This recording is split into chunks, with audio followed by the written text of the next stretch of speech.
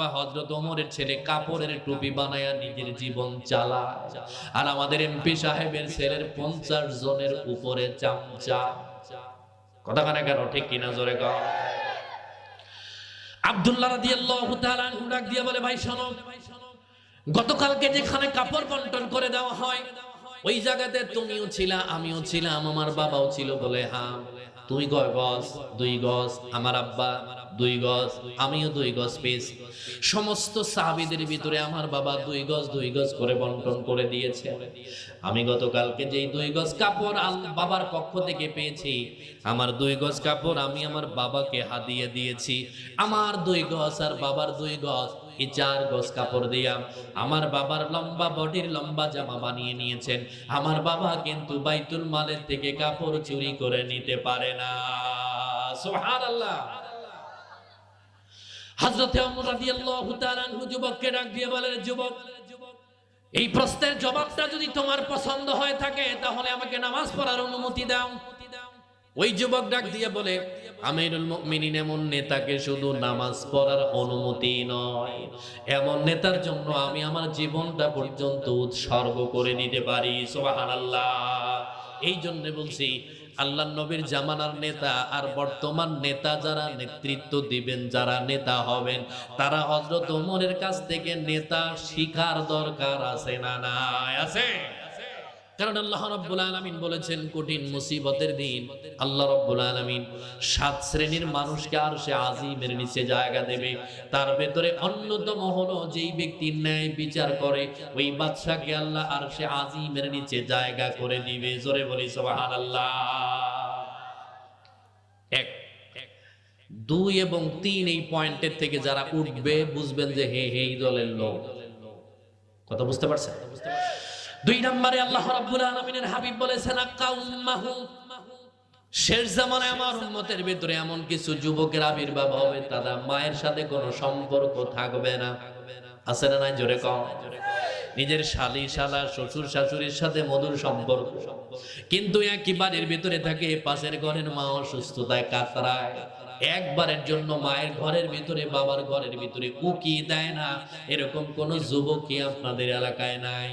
কথা কানে কেন, আছে না নাই? আবার যারা মা বাবারে দেখে, ও বন্ধু 6 মাস খাওয়ায়, 6 বছর খাওয়ায়, মাঝে মধ্যে দোকানপাটে গিয়ে গল্প করে, আমি আমার বাবারে খাওয়াই, আমার বাবার সমস্ত চিকিৎসার ভার আমি নিয়েছি, আমার মা অসুস্থ হওয়ার পরে আমি তার চিকিৎসা করি, তারে খাওয়াই। এরকম কিছু খটকা দেওয়া লোক আছে না নাই? ও বন্ধু, তুমি তোমার জীবন দিয়া যদি তোমার মা বাবাকে খাওয়াও, তোমার কিডনি বিক্রি করে নাই, তোমার গোটা বডি বিক্রি করেও যদি খাওয়াও, মা বাবার হক তুমি কিয়ামত পর্যন্ত আদায় করার ক্ষমতা তোমার আর আমার নাই। ঠিক না? আল্লাহ রাব্বুল আলামিনের হাবিব দুনিয়া থেকে চলে যাওয়ার কিছুদিন পরে, আল্লাহর হাবিব দুনিয়া থেকে চলে যাওয়ার পরে ইয়ামান থেকে এক যুবক, তিনি তার মাকে পিঠের ভিতরে করে নিয়ে এসেছেন, বেঁধে নিয়ে এসেছেন বাইতুল্লাহ তাওয়াফের জন্য। একটু মনোযোগ দিয়ে শুনে নেন। আপনি এখন গুগলে সার্চ দেন, মক্কাতুল মুকাররমা থেকে ইয়ামানের দূরত্ব হলো 1125 অথবা 30 কিলোমিটার। কত দূর? এত দূরে। আপনার বাবা অসুস্থ হয়েছে, কোনদিন পিঠে করে আপনি কক্সেস বাজার নিয়ে গেছেন, এরকম কেউ কি আছে? আসতে কয় কেন, আছে? ওই যুবক পাথর খচিত রাস্তা পেরিয়ে বর্তমান সৌদি আরবের রাস্তায় আমরা যখন গাড়ি চালাই 200 কিলোমিটার বেগে গাড়ি চালানো যায়, কিন্তু আজ থেকে 1500 বছর আগে আপনি চিন্তা করেন, পাহাড় বেয়ে উঠতে হয়, নিচে নামতে হয়, আবার উপরে উঠেছে, নিচে নেমেছে, উত্তপ্ত মরুভূমি, পাথর খচিত রাস্তা। এমন ভাবে তিনি এসেছেন, তার গোটা 2 পায়ের ভিতরে ফসকা পড়ে গেছে, এমন কোন পায়ের জায়গা নাই যেই জায়গা দিয়ে পাথর কুচি ঢোকে নাই। মায়ের খালি বুট আর সন্তানের খালি পিঠ একত্রিত হওয়ার কারণে, ওই মায়ের বুকটা সন্তানের পিঠে লাগার কারণে সৌদি আরবের মতো দেশে 55 থেকে 58 ডিগ্রি সেলসিয়াস গরমের ভেতর সন্তানের গোটা পিঠটা ফসকা পড়ে গেছে। মাকে তিনি জমজম কূপের পাশে নামালেন, পায়ের ব্যান্ডেজটা করে দিলেন। তাওয়াফরত অবস্থায় যত হাজী সাহেবরা ছিল, তারা সন্তানদের দিকে নজর করে ডাক দিয়ে বলে, আল্লাহ তোমার উপরে রহমত করুক, না জানি কোন মায়ের তুমি সন্তান। যুবক তার মাকে পিঠের ভেতরে বাঁধলেন, মা পেশাব করলে নিজে পরিষ্কার করতে পারে না, কথাও ঠিক মতো বলতে পারে না, চোখে তিনি আফসা আফসা দেখেন, দেখতে পারে না ঠিক মতো। তিনি তার মাকে নতুন কাপড় পরালেন। এই 1100 কিলোমিটার রাস্তা অতিক্রম করার আসার পরে মা কতবার পেশাব করে দিয়েছেন, পায়খানা করে দিয়েছেন, কিন্তু তিনি একবারের জন্য মায়ের সাথে উ শব্দটা ব্যবহার করে না। ওই জমজম কূপের পারে মাকে নামানোর পরে মায়ের পেশাব পায়খানাগুলি তিনি নিজের হাতে পরিষ্কার করে দিলেন। মাকে পিঠের ভেতরে নতুন করে বাঁধলেন বাইতুল্লাহ তোয়াফ করার জন্য। বন্ধু যারা হজে গিয়েছেন তারা বলবেন বাইতুল্লাহ কয়বার তোয়াফ করতে হয়? 7 বার। কিন্তু তিনি তার মাকে নিয়ে পিঠের ভিতরে নিয়ে রওনা করেছেন বাইতুল্লাহ তোয়াফের জন্য। 1 বার 2 বার 3 বার করে করে 4 বার 5 বার হয়ে যায়। মায়ের নইলে পেশাবের বেগ আসে, নইলে পায়খানার বেগ আসে। তিনি তার মায়ের উপরে একবারও বিরক্ত হলেন না। হাজার হাজার মানুষ তোয়াফ করছেন, তারা যেন বিরক্ত না হয়। তিনি তার মাকে আস্ত করে নিয়ে আবার পরিষ্কার করে আবার তিনি রওনা করেন। ওই যুবক তার মাকে পিঠের ভেতরে বাঁধলেন। 7 বারের বেলায় মাকে ডাক দিয়ে বলে, মা তুমি একটু শক্ত করে আমার পিঠের ভেতরে বসো, আমি একটু হাজরে আসওয়াদ পাথরটা চুমু খেতে যাই। সন্তানকে মা ডাক দিয়ে বলে, বাবা তুমি বলো তো হাজরে আসওয়াদ পাথর চুমু খেলে কি হবে, তুমি আমাকে বলো। সন্তান মার গলা জড়ায় ধরে ডাক দিয়ে বলে, মা আল্লাহর নবী ডাক দিয়ে বলেছেন, কোন ব্যক্তি যদি বাইতুল্লাহর দেয়ালে লাগানো হাজরে আসওয়াদ পাথর যদি একবার চুমু খেতে পারে, আল্লাহ রাব্বুল আলামিন তার পিছনের সব গুনাহগুলিকে maaf করে দেয়। মাকে বলছে, মা একবার শুধুমাত্র আমাকে সুযোগ দাও, আমি একটু বাইতুল্লাহটা তোয়াফ করে দেব তোমারে নিয়ে 7 বার। যারা গেছেন, যদি আপনি হাজরে আসওয়াদ পাথর চুমু দিতে চান তাহলে আপনাকে কাবায়ে হাতিম থেকে প্রস্তুতি গ্রহণ করতে হবে। হাজরে আসওয়াদ ঘোরার পরে কাবায়ে হাতিম থেকে আপনাকে প্রস্তুতি নিয়ে কাবায়ে হাতিম শেষ, বাইতুল্লাহর গিলাফ আপনারে ধরতে হবে। আমি 6 ফুট 2 ইঞ্চি, আমার চাইতে 1 ফুট লম্বা লম্বা মানুষ ওখানে আছে নাই? কথা বলেন কেন, আছে না নাই? এমন কিছু মহিলা, এমন কিছু যুবতী আছে, আপনার বডির সাথে তার বডি এমন ভাবে লাগছে, আপনি আপনার বডির থেকে ইহরামের কাপড় টেনে বের করবেন এরকম ক্ষমতাও তখন আর থাকে না। কিন্তু আল্লাহর কসম, আপনার বডির সাথে পুরুষ না মহিলা লেগেছে এই চিন্তা কারো মাথায় আসে না। যুবক তার মাকে ডাক দিয়ে বলে, মা তুমি আমার বাইতুল্লাহর গিলাফ ধরবে, 1 হাত দিয়ে আমার গলা ধরবে। মা চিন্তা ভাবনা করেছে, আমার সন্তান যদি আমার জন্য বাইতুল্লাহটা পুরা তোয়াফ করতে না পারে, তার অপূর্ণ থেকে যাবে কলিজা। তিনি রওনা করলেন। 1 বার 2 বার 3 বার করে করে 7 বার কাছাকাছি আসলেন। বাইতুল্লাহর গিলাফটা মা বাম হাত দিয়ে ধরেছেন, সন্তানও বাম হাত দিয়ে ধরেছেন শক্ত করে। পিঠের ভেতরে মা গলা ধরেছেন ডান হাত দিয়ে। মা বারবার সন্তানকে ডাক দিয়ে বলে, ও সন্তান তুমি এত পেরেশান হয়েছো কেন? তুমি জানো না এটা তো পাথরের তৈরি কাবা, হাজরে আসওয়াদ পাথর, সেটাও পাথরের তৈরি। মা কি সন্তান বারবার বোঝায়, মা গো আমার বড় আফসোস, আমার বড় আপত্তি, আমার বড় চাওয়া, আমার বড় আকাঙ্ক্ষা হলো আমি আগে হাজরে আসওয়াদ পাথর চুমু খাওয়ার আগে আমি আমার মাকে দিয়ে পাথরটাকে চুমু খাওয়াবো। তুমি একটু শক্ত করে আমারে ধরো, আমি যেন পাথরটা চুমু খাওয়াইতে পারি। যুবকের মা তার গলাটা শক্ত করে ধরার পরে বাম হাত দিয়ে গিলাফ ধরেছে, ডান হাত দিয়ে তার ছেলের গলা ধরেছে। হাজরে আসওয়াদ পাথরের কাছাকাছি যাওয়ার পরে তিনি তার মা আল্লাহর কাছে ডাক দিয়া বলে, মালিক তুমি শুনে রাখো, তোমার পাথরের তৈরি কাবা এই বাইতুল্লাহ তোয়াফ করার পরে গুনাহ মাফ হতেও পারে নাও পারে, কারণ তোমার নবী বলেছে মানিস তারা তাওবাম বিআশারাতি দিরহাম, শেষে বলেছেন লাম ইয়াকবালিল্লাহু লাহু সালাতাহু মা দামা আলাই।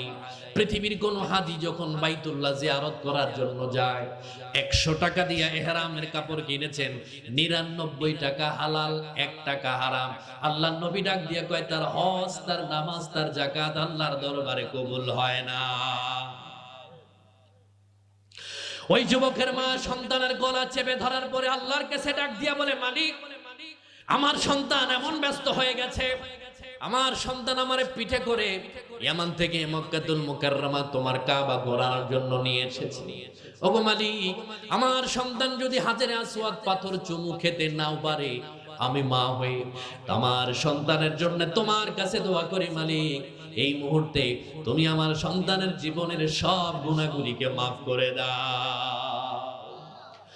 ওই যুবক তার মাকে পিঠের ভেতর থেকে বুকের ভেতরে জড়ায় নিলেন, বাইতুল্লাহর গিলাফ ছেড়ে দিলেন, মাকে ডাক দিয়া বলে, মা আর তোয়াফ করার দরকার নাই, কারণ তুমি যেই কথা বলেছো তোমার কথার সাথে আমার নবী বলেছেন লা হিজাবা বাইনাকুম ওয়া বাইনাল্লাহ।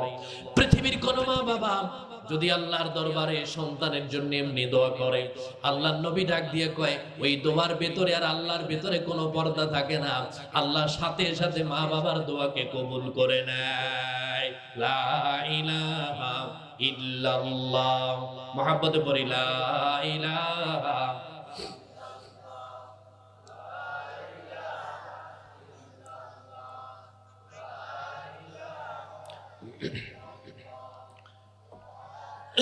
একটু গরম পানি দিন, তো মুহাব্বতে লা ইলাহা। পরের জায়গা পরের জমিন ঘর বানায় আমি রই, আমি তো সে ঘরের মালিক নই। বলা যাবে না একসাথে? পরের জায়গা পরের জমিন ঘর বানায় আমি রই, আমি তো সে ঘরের মালিক নই। এই ঘরখানা যার জমিদারি, আমি পাই না তাহার হুকুমদারি। এই ঘরখানা যার জমিদারি, আমি পাই না তাহার হুকুমদারি। ওই আমি পাই না জমিদারের দেখা, আমি পাই না জমিদারের দেখা, মনের দুঃখ কারে কই, আমি তো সে ঘরের মালিক নই। পরের জায়গা পরের জমিন ঘর বানায় আমি রই, আমি তো সে ঘরের মালিক নই। জমিদারের ইচ্ছা মতো দেই না জমি চাষ, তাই তো ফসল ফলে না রে দুঃখ 12 মাস। জমিদারের ইচ্ছা মতো দেই না জমি চাষ, তাই তো ফসল ফলে না রে দুঃখ 12 মাস। আমি খাজনা পাতি সবই দিলাম, তবু জমিন আমার হয় যে নিলাম। আমি খাজনা পাতি সবই দিলাম, তবু জমিন আমার হয় যে নিলাম। ওই আমি চলি যে তার মন জগাইয়া, আমি চলি যে তার মন জগাইয়া, দাখিলায় মিলে না সই, আমি তো সে ঘরের মালিক নই। পরের জায়গা পরের জমিন ঘর বানায় আমি রই, আমি তো সে ঘরের মালিক নই। লা ইলাহা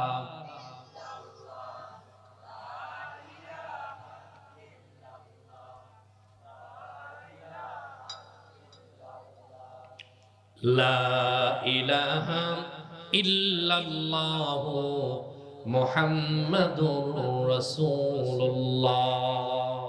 সকলে একসাথে বলি সাল্লাল্লাহু। দোয়া করে দেব নাকি ভাই? আর কিছুক্ষণ থাকবেন? আর একটা পয়েন্ট আমাকে বলার সুযোগ দিবেন, যেটা আমাদের দরকার সমাজের। আমি কোনো রাজনৈতিক দলের ক্যানভাসার নই, তবে যেটা বাস্তব সেটা আমার যেটা উপকার হয় আপনাদেরও যেন উপকার হয়। ওই যুবক তার মাকে হাজরে আসওয়াদ থেকে সরালেন, মনে আছে কথা? মায়ের কাছে গিয়ে ডাক দিয়ে বলেন তো, মা যেই দোয়া করেছেন পৃথিবী বিক্রি করলে এই দোয়া কি পাওয়া সম্ভব? কোনোদিনও পাওয়া যাবে না। মাকে ডাক দিয়ে বলে, মা তুমি বলো তো তোমার মনের কোনো আকাঙ্ক্ষা, আফসোস, পাওনা, চাহিদা কিছু আছে কিনা বলো। মা ডাক দিয়ে বলে, রে সন্তান, ছোট্টবেলা থেকে শুনেছি আল্লাহর হাবিবের শৈশব কেটেছে তায়েফ, তুমি আমার একটু তায়েফে নিয়ে যাইবা নাকি? কিন্তু সন্তান বোঝাতে পারে না তার পায়ের ভিতরে ফোসকা পড়ে গেছে, তার পিঠের ভিতরে ফোসকা আগুন ধরায় ঝলসায় দিলে যেরকম হয় ঠিক তেমন হয়ে গেছে। ও বন্ধু, মক্কাতুল মুকাররমা থেকে তায়েফের দূরত্ব হলো 72 কিলোমিটার। গাড়ি দিয়া পাহাড় বেয়ে বেয়ে উপরে উঠতে প্রায় ঘন্টা খানেকের মতো সময় লাগে। আল্লাহর হাবিব সাল্লাল্লাহু আলাইহি ওয়াসাল্লামের শৈশবের একেবারে 4 বছর বয়সের ছোট্ট পায়ের 6টা দাগ এখন পর্যন্ত হালিমাতুস সাদিয়া রাদিয়াল্লাহু তাআলা আনহার বাড়ির পাশে আছে। মক্কাতুল মুকাররমার ঘ্রাণ একরকম, মদিনাতুল মুনাওয়ারার ঘ্রাণ আরেক রকম। কিন্তু তায়েফের জমিনে রাসূলুল্লাহর যে পায়ের ছোট্ট 6টা দাগ মোবারক আছে, আল্লাহর নবীর হাদিস অনুযায়ী সেখান থেকে জান্নাতের সুঘ্রাণ পাওয়া যায়। সুবহানাল্লাহ বলেন না? যুবক তার মাকে নিয়ে তায়েফের জমিতে উঠলেন, পাহাড় বেয়ে বেয়ে এত কষ্ট করে উপরে উঠে গেলেন। এবার মাকে ডাক দিয়া বলে, মা আমি তো তায়েফে নিয়ে এসেছি, কিন্তু আফসোস হলো তুমি তায়েফের জমি দেখতে পারো না, কারণ তুমি চোখে ঠিক মতো আমাকেও দেখতে পারো না। তোমাকে আমি প্রশ্ন করি, বলো তো তোমার আর কোনো চাহিদা আছে কিনা, বলো, আমি তোমাকে সেখানে নিয়ে যাব। মা ডাক দিয়ে কয়, যার পায়ের ছাপ দেখানোর জন্য তুমি আমাকে এখানে নিয়ে এসেছো, তার রওজা মোবারক দেখার জন্য মদিনাতে নিয়ে যাও। সুবহানাল্লাহ বলেন না? কোথায়? মদিনাতুল মুনাওয়ারা। মক্কা থেকে মদিনার দূরত্ব হলো 442 কিলোমিটার। সন্তান তার মাকে বোঝাতে পারে না, মা আমার পা চৌচির হয়ে গেছে, আমার পায়ের ভেতরে তলার ভেতরে এমন কোন জায়গা নাই। জুতা তখন আবিষ্কার হয়েছে, কিন্তু মাত্র কয়েকজনের পায়ে জুতা। বাদশা নাজ্জাশীর পায়ে জুতা, আমার নবীর পায়ে জুতা, মক্কাতুল মুকাররমার কয়েকজন মানুষের পায়ে জুতা ছিল। তারা খালি পায়ে হেঁটে মক্কাতুল মুকাররমা তারা তাওয়াফ করতেন শুধুমাত্র খালি পায়ে। ওই যে মা পেশাব পায়খানা করে দেওয়ার পরে যে কাপড়গুলি থাকে তিনি ধোয়ার পরে ওইগুলি কাপড় নিজের পায়ের ভিতরে ব্যান্ডেজ করেন। মাকে তিনি নিয়ে রওনা করবেন মদিনাতুল মুনাওয়ারার দিকে। ডাক দিয়া বলে, মা তুমি আমার পিছনটা শক্ত করে ধরবে, আমার কোনো উট নাই, চলাফেরা করার মতো কোনো কিছুই নেই, আমি তোমার পিঠের ভিতরে করে নিয়ে যাব। কারণ আমার সাথে 72 জনের একটা কাফেলা এসেছে, 71 জনের উট আছে, তারা একা একা এসেছে, কিন্তু আমার কোনো কিছুই নাই, শুধুমাত্র তোমাকে আমি পায়ে হেঁটে মক্কাতুল মুকাররমায় নিয়ে এসেছি। তিনি তার মাকে নিয়ে রওনা করলেন মদিনাতুল মুনাওয়ারার দিকে। মসজিদে নববীর আগে একটা সুন্দর একটা রাস্তা আছে, খালিদ বিন ওয়ালিদ নামক একটা রোড আছে। ওই রোডের ডান পাশে আব্দুস সাত্তার ইয়ামানি একটা মসজিদ। সমস্ত হাজী সাহেবরা যখন মক্কা থেকে মদিনায় রওনা করে, ওই জায়গার ভেতরে একটু রেস্ট করার জন্য দাঁড়ায়, অথবা যোহর আসরের নামাজ পড়ার জন্য দাঁড়ায়। তিনি তার মাকে নামালেন, পিছনে তার মা। হঠাৎ করে ছেলের পিঠের ভেতরে তার হাত পড়ে যাবার পরে মায়ের চোখের পানি আর বাদ মানলো না, সাথে সাথে চোখের পানি ফেলে দিয়া সন্তানকে ডাক দিয়ে বলে, ও সন্তান, তুমি আমার কাছে এত বড় সত্য কেন গোপন করেছো? আমি যদি আগের থেকে জানতাম, একটা বারের জন্য তোমার পিঠে ওঠার জন্য মন মানসিকতা সাপোর্ট দিতাম না। যুবক তার মাকে ডাক দিয়ে বলে, মা কি হয়েছে বলো।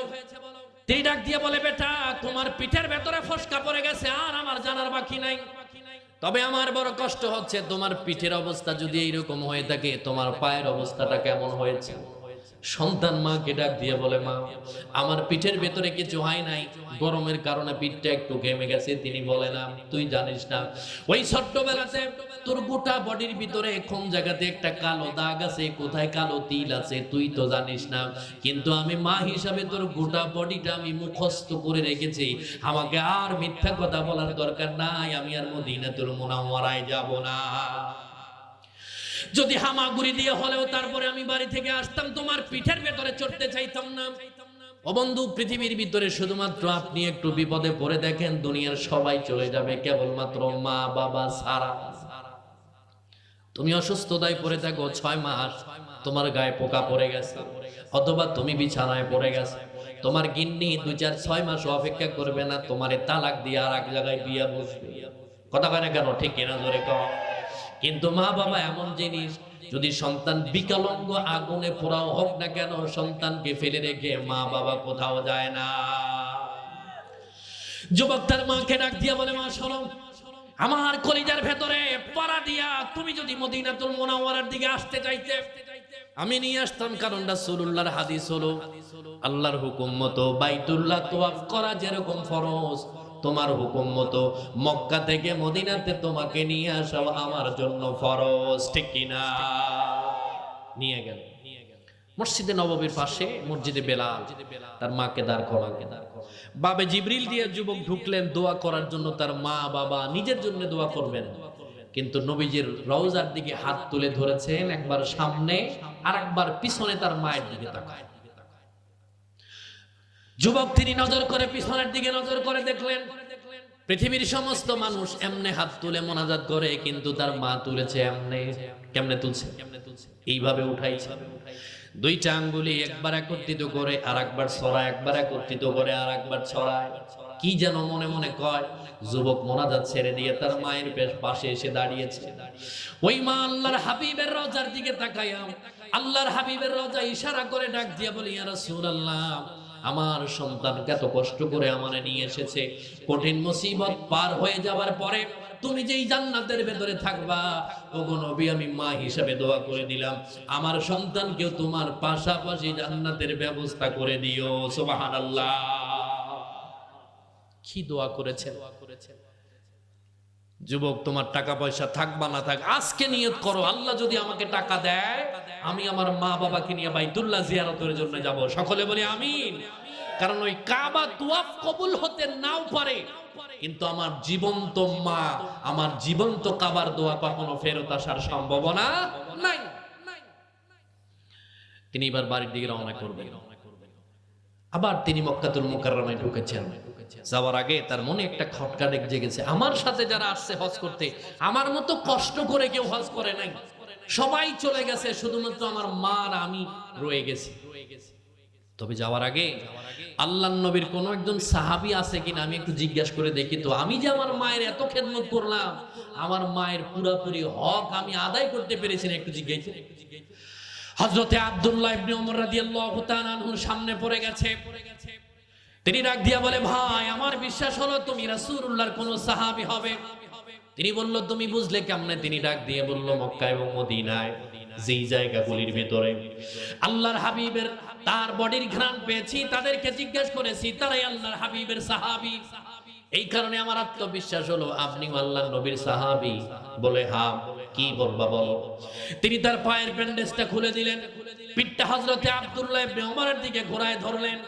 আব্দুল্লাহ ইবনে ওমর রাদিয়াল্লাহু তাআলা আনহু তিনি কাপড় দিয়ে তার মুখটাকে ঢাকলেন।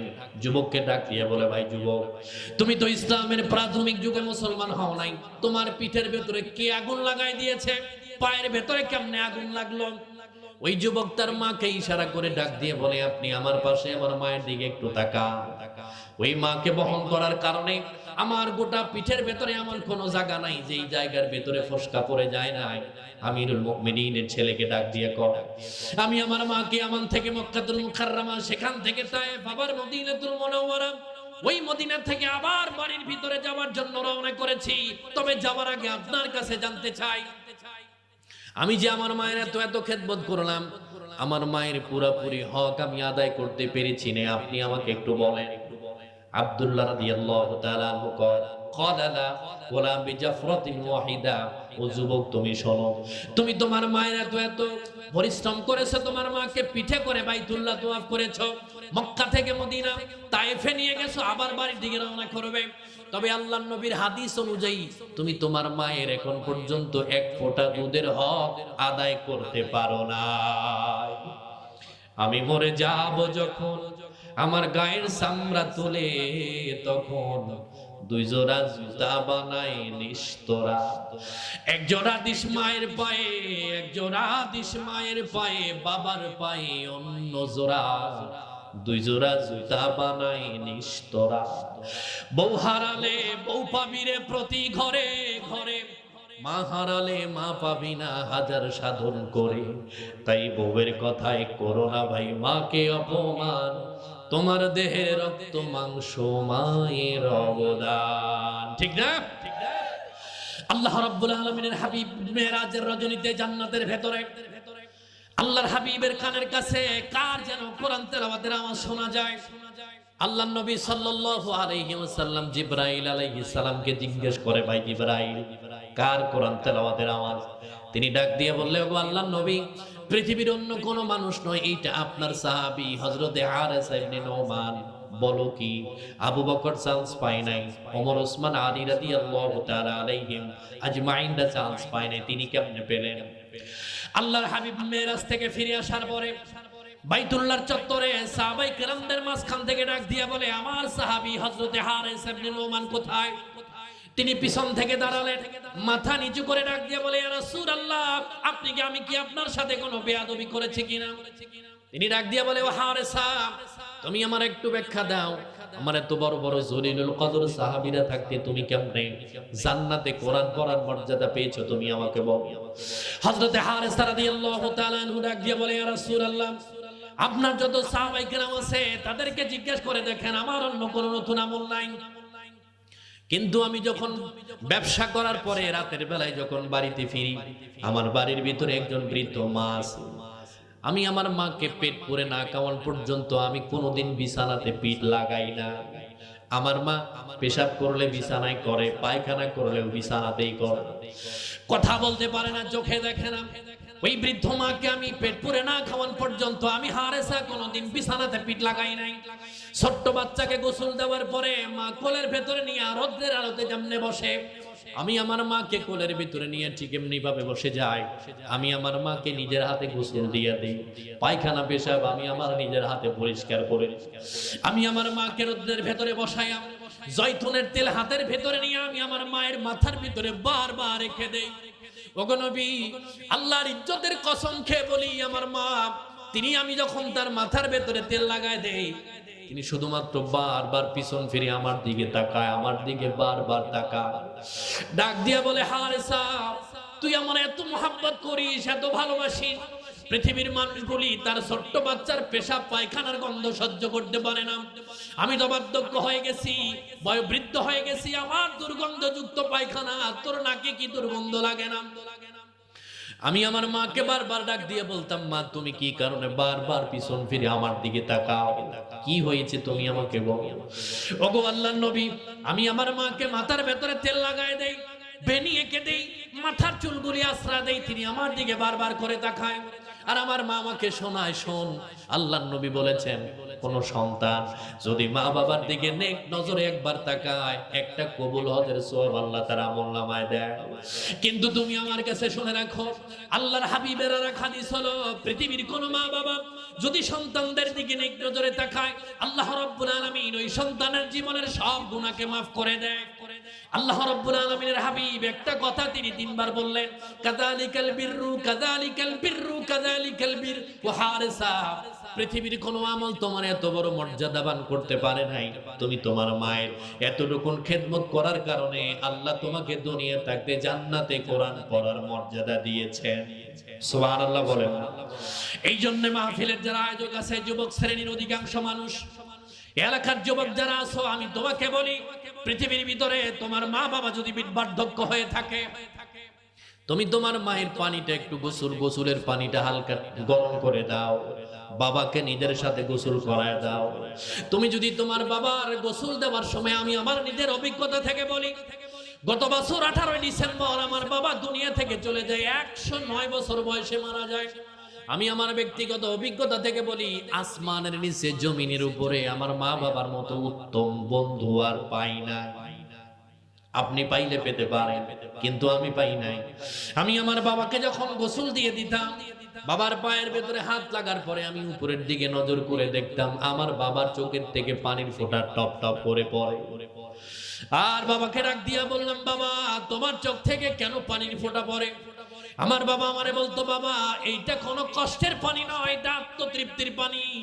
আমি সুযোগ নিয়ে নিতাম, আব্বাকে ডাক দিয়ে বলতাম, বাবা তোমার চোখের পানি পড়া অবস্থায় তুমি আমার জন্য দোয়া করো, কারণ তুমি এখন যেই দোয়া করবা আল্লাহ ওই দোয়া কখনো ফেরত দিতে পারে না। যুবক, আমি তোমাকে ডাক দিয়ে বলি, শোনো, আল্লাহর নবী ডাক দিয়ে বলেছেন, বাবানে মুআজ্জালানে উকুবাতুহুমা ফিদ দুনিয়া আল বাগী ওয়াল উকুব। আল্লাহর হাবিব বলেছে, রে যুবক, পৃথিবীর সমস্ত পাপের শাস্তি আল্লাহ আখিরাতের ভেতরে দেবেন, কিন্তু একটা মাত্র পাপের শাস্তি, দুইটা পাপের শাস্তি আল্লাহ দুনিয়াতে দেবেন।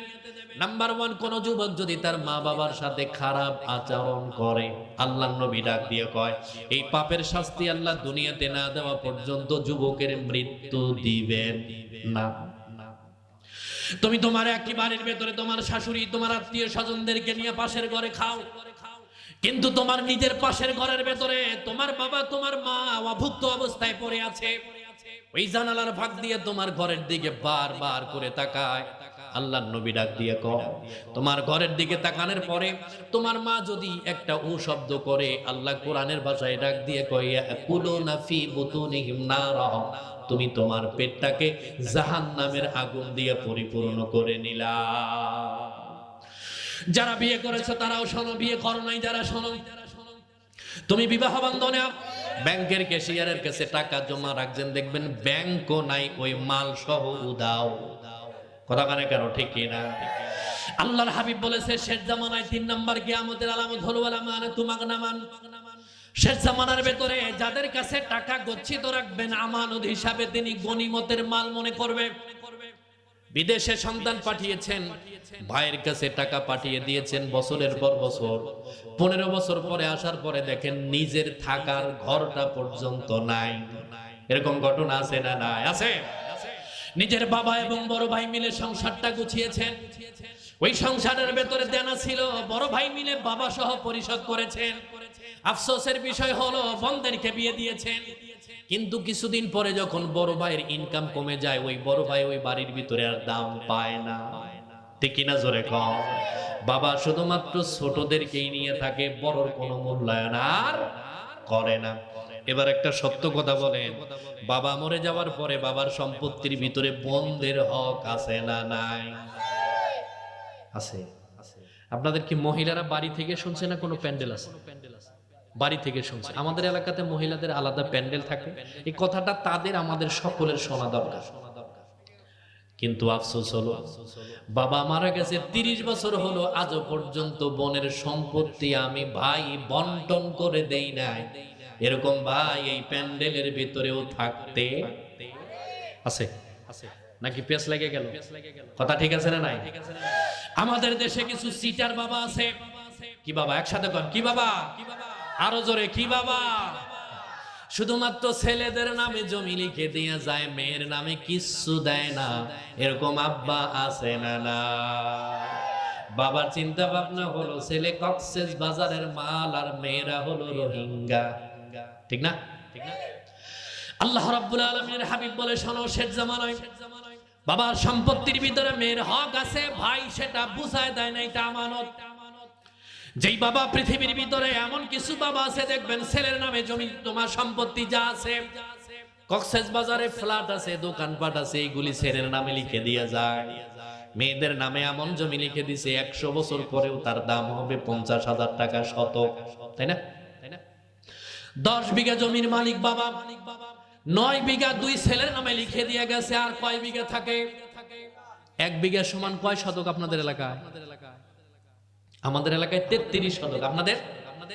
হ্যাঁ, 20 শতকে 1 বিঘা। যাই হোক, এমন কিছু বাবা আছে দেখবেন 9 বিঘা দিয়েছেন 2 ছেলের নামে, আর 33 শতক দিয়েছেন 7 মেয়ের নামে। আছে না নাই? ওই বাবা আবার মেয়ের কাছে কান্দে আর চোখের পানি ফেলে দিয়ে ডাক দিয়ে বলে, মা রে, তোরা 7 বোন 33 শতক আমি তোদেরকে দিয়ে দিয়েছি। মূর্খ বোন মনে করেছে 9 বিঘার চাইতে 33-এর সংখ্যা অনেক বেশি। বাবা খুব ভালো কাজ করছো। কি বলতে চাও বলো? বলে, বাবা আমি একটু পশ্চিম দিকে যেতে চাই, তার মানে হজ করতে যাবে, তাই না? এরকম আছে না? বলে, আমি সব মিটায় দিয়েছি। এবার আমি আপনাদের কাছে বলি, ওই হাজী সাহেব যখন বাইতুল্লাহ তাওয়াফ করার পরে যখন জামরাতে যাবে পাথর নিক্ষেপ করার জন্য, শয়তানকে যখন পাথর নিক্ষেপ করার জন্য বাংলাদেশের ওই হাজী, যেই হাজী মেয়েদেরকে ঠকাইয়া হজে চলে গেছে, ওই শয়তানের যদি জবান খোলা থাকতো, ওই শয়তান মুখ ফুটে হাজী সাহেবরে বলতো, হাজী তুই তো আমার চাইতে বড় শয়তান। ঠিক না? এরকম সিটিং বাবা আছে না নাই? পৃথিবীর কোন বাবা যদি সন্তান মায় বাপ ছেলেদেরকে ঠকাইয়া শুধু মেয়ের নামে জমি দেয়, মেয়েদেরকে ঠকাইয়া যদি ছেলেদের নামে জমি দিয়ে যায়, আল্লাহর নবী বলেছেন ওই বাবার 4টা বিপদ হবে। নাম্বার 1, ছেলে মেয়েরা বাবাকে সম্মান দিবে না। 2 নাম্বার, বাবার রিজিকে ঘাটতি দেখা দিবে। 3 নাম্বার, আল্লাহ বাবার জওয়ানি শক্তি নষ্ট করে দিবে। 4 নাম্বার, আল্লাহর নবী ডাক দিয়ে কয়, ওই বাবা মরে যাওয়ার সময় বেঈমান হয়ে মারা যাবে, ঈমান নিয়ে মরার কোনো সম্ভাবনা নাই। যদিও তিনি 100 বার হজ করে 50টা মসজিদ নির্মাণ করে মারা যায়, আল্লাহর নবী বলে ওই বাবা মরে যাওয়ার সময় ঈমান নিয়ে মরার সম্ভাবনা নাই। এই জন্য এখন পর্যন্ত বাবা যারা জীবিত আছেন মেয়ের কাছ থেকে মাপ নেন। নামাজ পড়ে নাই, আল্লাহ মাফ করে দিতে পারে। হজ ফরজ হয়েছে, করেন নাই, আমার আল্লাহ মাফ করতে পারে। কিন্তু মেয়ের হক মেরে দিয়ে আপনি মরে গেছেন, আমার আল্লাহ কয় মেয়েরা যদি মাফ না করে আমিও মাফ করতে পারি না। আল্লাহ আব্বাকে ওসিয়ত করে, ইউসিকুমুল্লাহু ফি আওলাদিকুম লিযাকারি মিথলু হাযযিল উনসায়াইন। আল্লাহ রাব্বুল আলামিন আব্বাকে ডাক দিয়ে বলে, বাবা শোনো, তোমার সন্তানদের ব্যাপারে আমি কি বলি। ইউসিকুমুল্লাহ, আল্লাহ তাআলা ওসিয়ত করে, ফি আওলাদিকুম, তোমার সন্তানদের ব্যাপারে, লিযাকারি মিথলু হাযযিল উনসায়াইন, এক ছেলে সমান দুই মেয়ে। কথা বোঝেন নাই? এক ছেলে যদি 1 বিঘা পায়, 2 মেয়ে পাবে 1 বিঘা। কিন্তু আপনি এমন ঠকাইছেন, মেয়ে ভিক্ষা করে খায়, ছেলেরা কোটিপতি। এরকম সম্পর্ক আমাদের দেশে আছে না নাই? আল্লাহ রাব্বুল আলামিনের হাবিব কোরআনের ভাষায় ডাক দিয়ে বলে, শোনো, বাবা মরে যাবার পরে সন্তানদের উপরে 4টা দায়িত্ব সূরা নিসার ভেতরে বলে, ওয়াসিয়াতি ইউসি বিহা উদাইন। বাবা মরে যাবার পরে সন্তানদের প্রথম নাম্বার দায়িত্ব হলো বাবার ঋণ পরিশোধ করে দেওয়া, 2 নাম্বার বাবার ওসিয়ত পূরণ করা, 3 নাম্বার বাবার উত্তম কাফন দাফনের ব্যবস্থা করা। যখন মাটি দেওয়া হয়ে যাবে, দেখবেন নিজের বোন ভাগ্নি বাবা যদি অন্য কোথাও বিয়ে করে থাকে, তার পক্ষের সন্তানরাও আসে কি আসে না? আল্লাহর হাবিব এবার ডাক দিয়ে বলে, যেদিন তোমার বাবা মারা যাওয়ার পরে ঋণ পরিশোধ হবে, ওসিয়ত পূর্ণ হবে, মাটি দেওয়ার পরে যখন বাড়িতে যাওয়া হবে, আসহাবুল ফারাইজ ওয়া হুমুল্লাযীনা লাহুম সিহাবুম মুকদ্দারাতুন ফি কিতাবিল্লাহি তাআলা। ও যুবক ভাইরা, তুমি শুনে নাও, ওই দিন কোরআন সুন্নাহ ভিত্তিক তুমি তোমার বোনদের ভিতরে সম্পত্তি বন্টন করে দাও। কবে? যেদিন মরে গেছে ওই দিন, না 30 বছর পরে? আসতে কয়টা? কবে? ওই দিন আপনি না পারলেন। বাংলাদেশে যেহেতু শরিয়া আইন নাই, ওমান, বাহরাইন, সৌদি আরব, কাতার, মিশর, এগুলিতে আব্বা যেদিন মারা যায় ওই দিন তার সম্পত্তি সন্তানদের ভিতরে বন্টন করা হয়। আমাদের পরিবার থেকে যত মারামারি, ঝগড়া, ফাসাদ যা আছে সব বাবার সম্পত্তি ঠিক মতো বন্টন না হওয়া, ঠিক কিনা? জোরে বলেন। এবার ভাই যারা আছেন, আব্বা তো মরে গেছে, ভাই যারা আছেন বোনের সম্পত্তি দেন নাই, আমার আল্লাহ একটা কৌশল শিখাই দিয়েছেন। বলবো?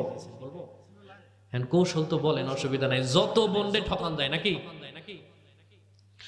আল্লাহর হাবিব ডাক দিয়া বলে, শোনো, তোমার বোন যখন তোমার বাড়ির ভেতরে আসবে, ওয়াইযা হাদারাল কিসমাতা উলুল কুরবা ওয়াল ইয়াতামা ওয়াল মাসাকিন, তুমি যখন তোমার বোনদের ভেতরে সম্পত্তি বন্টন করে দেবে, ফারযুকুহুম মিনহু, তুমি তোমার বোনদেরকে বাবার রেখে যাওয়া সম্পত্তি থেকে খাওয়াও। ওয়া কুলু লাহুম কাওলাম মারুফা, তাদের সাথে এমন ভাষায় কথা বলো, বোনরে, বাবা মরে গেছে, তুই বাবার সম্পত্তি পাবি, আমি এটা মানি। বাবার সম্পত্তির ভেতরে তোর হক আছে, আমি এটা মানি।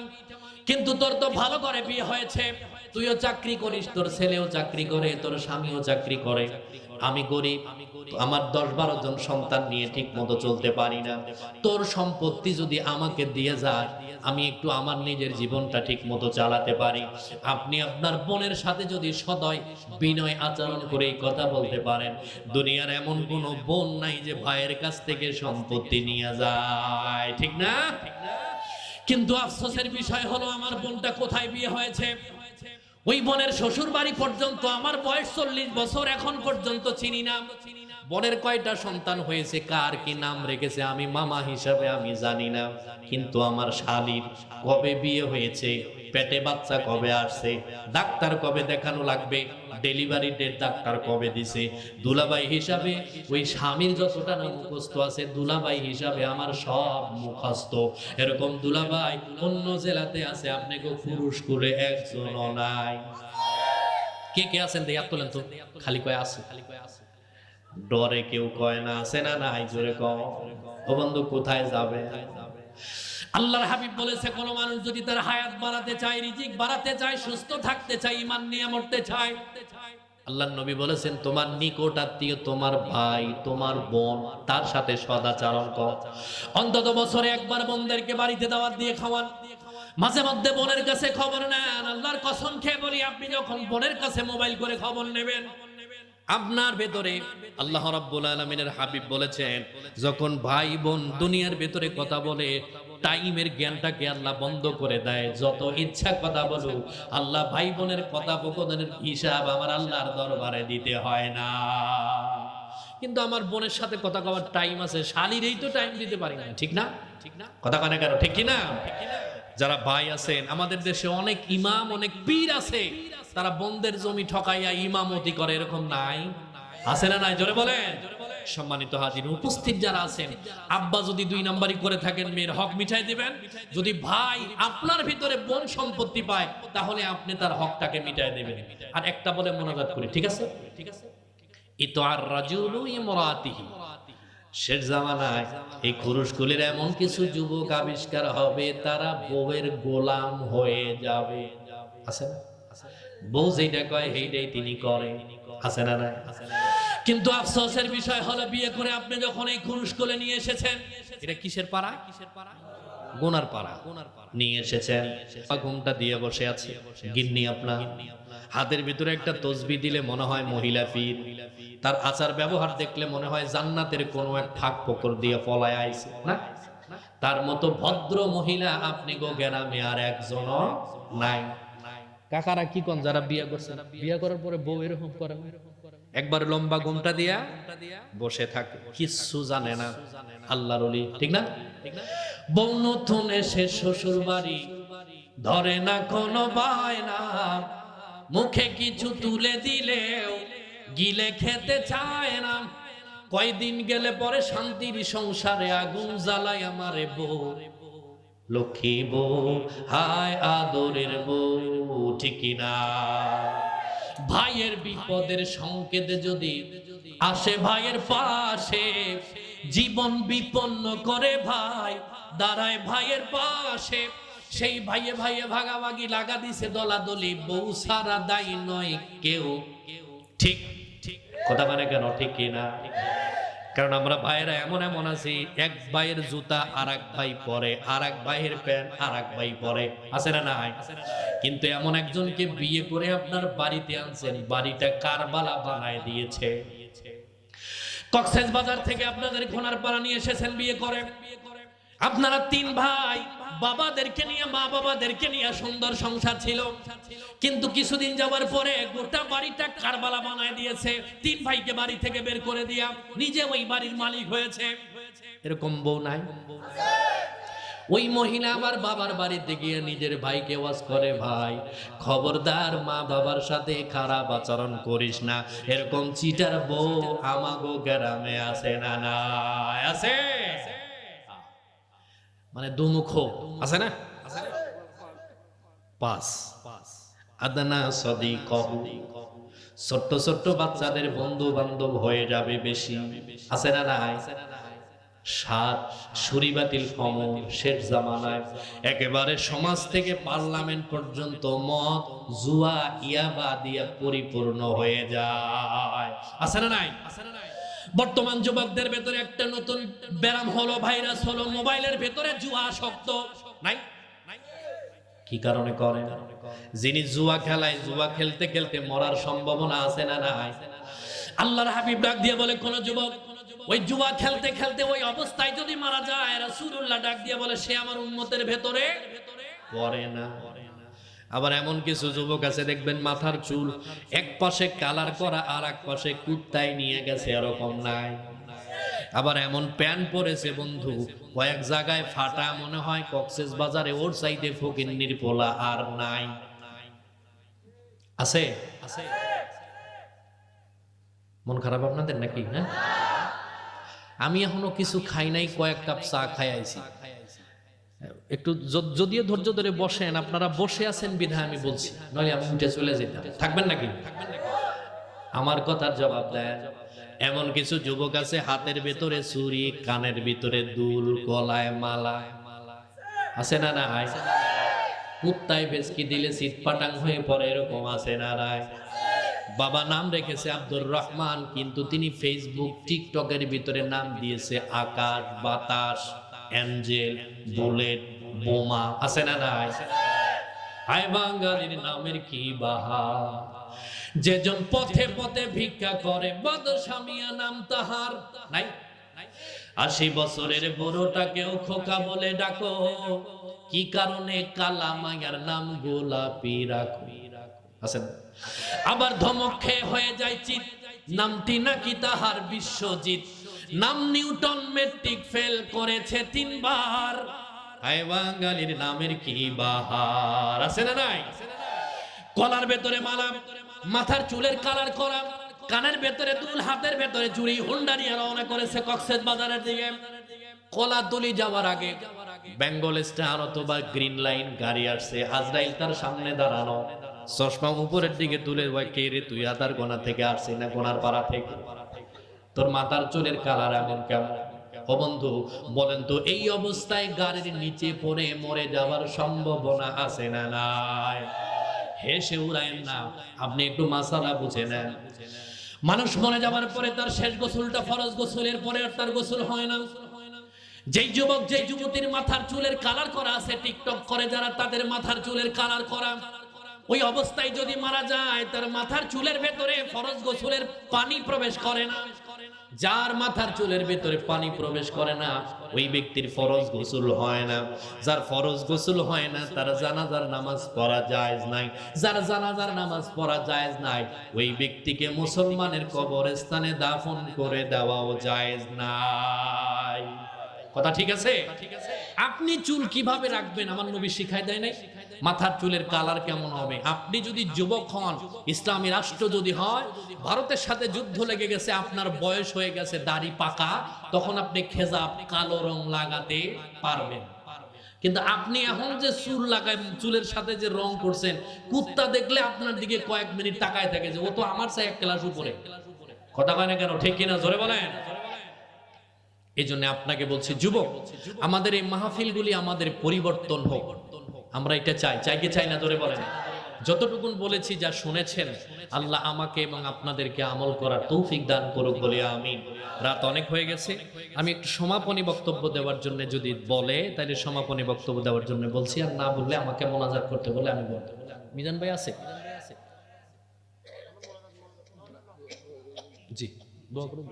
জি জি জি বাজান, জি বাজান।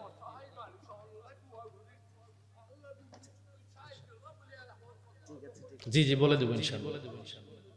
জি সম্মানিত হাজিরিন, আমাদের এই প্রোগ্রামকে সার্থক করার জন্য আমাদের প্রবাসী ভাইদের জন্য দোয়ার আয়োজন, মানে দোয়া চেয়েছেন আমেরিকা চিকাগো ওয়াহেয়ার এয়ারপোর্ট, নাকি এটা শিকাগো হবে, শিকাগো ওয়াহেয়ার এয়ারপোর্ট কর্মরত আহমেদ হোসাইন ও তার সহকর্মীদের জন্য দোয়া চেয়েছেন।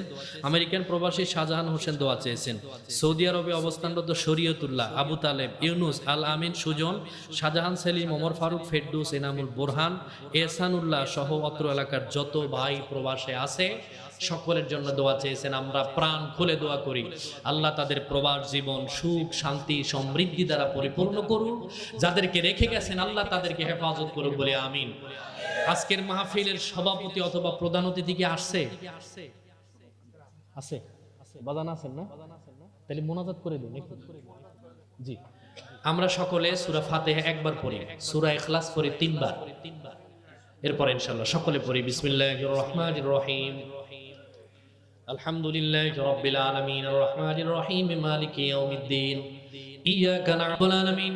যেই যুবকরা আমার সাথে হাত তুলে ধরেছে, আল্লাহ খালেদ বিন ওয়ালিদের মতো বানায় দাও, মা বাবার বেশি বেশি খেদমত করার তৌফিক দান করে দাও মালিক রব্বুল আলামিন। আমরা যারা হাত তুলে ধরেছি আমাদের ভেতর থেকে যাদের মা বাবা কবরস্থ হয়ে গেছে, আল্লাহ প্রচন্ড শীত থেকে বাঁচার জন্য কত উপকরণ ব্যবহার করি, কিন্তু মা বাবাকে এমন জায়গায় দাফন করে দিয়েছি একটা গরম কাপড় দেওয়ার মতো কোনো ব্যবস্থা নাই মালিক রব্বুল আলামিন। ওই স্বেচ্ছাদে মাটির বিছানায় মা বাবাকে চির বিদায় করে চকলেটের মতো মরায়া শেষবারের মতো বিদায় করে দিয়েছি রব্বুল আলামিন। মা বাবা যদি তোমার কাছে কোনো বদ আমলের কারণে ধরা পড়ে থাকে, আল্লাহ আমরা মা বাবার পক্ষ থেকে তোমার কাছে মাপ চাই, মেহেরবানি করে আমাদের মা বাবার কবরগুলো তুমি জান্নাতের বাগান বানাও রব্বুল আলামিন। মায়ের পেটে থাকাকালীন সময় পা দিয়া তার কলিজা বরাবর কত হাজারবার লাথি দিয়েছি, তার কোনো হিসাব নাই মালিক রব্বুল আলামিন। আমাকে পেটের ভেতরে নেওয়ার পরে খাইতে বসেছে ঠিক মতো খাইতে পারে নাই, শুইতে বসেছে শুইতে পারে নাই, কলিজা বরাবর লাথি দিয়েছি মা। ভূমিষ্ঠ হওয়ার সময় কারবালার ময়দানের মতো রক্তে রঞ্জিত হয়ে গেছে আমার মা। রব্বুল আলামিন ওই জনম দুঃখিনী মা আমাদের যাদের কবরস্থ হয়ে গেল, আমাদের মায়ের কবরগুলি জান্নাতের বাগান বানাও। আব্বা আম্মা যাদের জীবিত আছে হায়াতে তৈয়বা নসিব করে দাও। আমাদের বাবারা যারা অসুস্থ আছে আল্লাহ শিফায়ে করলে কামেলা আজেলা দান করো। রব্বুল আলামিন এই প্যান্ডেলের ভেতরে আমার বাবার বয়সী মুরব্বি বসে আছে, কিন্তু সারা দুনিয়া ঘুরলে আমার বাবাকে আর কোথাও খুঁজে পাওয়া যাবে না মা। রব্বুল আলামিন তোমার কাছে খাস করে দোয়া করি আল্লাহ, আমাদের আব্বা আম্মা যাদের জীবিত আছে তুমি তাদের সুস্থ করো, হায়াত বাড়ায় দাও। যারা অসুস্থ আছে সুস্থতার নিয়ামত দ্বারা পরিপূর্ণ করো। ওগো মালিক, তোমার হাবিব বলেছেন কোন দাড়ি পাকা মুরব্বি যদি তোমার দরবারে হাত তুলে ধরে আল্লাহ ওই হাত তুমি ফেরত দিতে বড় লজ্জা পাও। রব্বুল আলামিন যুবকরা হাত তুলে ধরেছে, বৃদ্ধরা হাত তুলে ধরেছে আল্লাহ। জীবনে বহু মোনাজাত করেছি, কোন মোনাজাত তুমি কবুল করেছো আমি জানি না মা। রব্বুল আলামিন আজকের মোনাজাতটারে তুমি ফেরত দিও না। কত গুনাহ করছি মাওলা গোপনে, মাফ করো মাওলা নিজ গুণে। রব্বুল আলামিন আমরা যত বড় বড় গুনাহ করেছি, আমাদের গুনার কথা যদি আমাদের স্ত্রী জানতো বিছানায় জায়গা হতো না, সন্তানরা জানলে বাবা বলে ডাক দিত না, কিন্তু এত বড় গুনাহ করার পরেও তুমি আমাদের গুনাহগুলোকে গোপন রেখে দিয়েছো মাওলা। কঠিন মুসিবতের দিন লক্ষ লক্ষ জনতার সামনে তুমি আমাদের গুনাহগুলিকে প্রকাশ করে দিও না। ও রব্বুল আলামিন এলাকার যত নেতৃত্ব স্থানীয় আছে আল্লাহ সকলকে হযরত ওমরের মতো কবুল করো। যুবক যারা আছে আল্লাহ খালেদ বিন ওয়ালিদের মতো কবুল করো।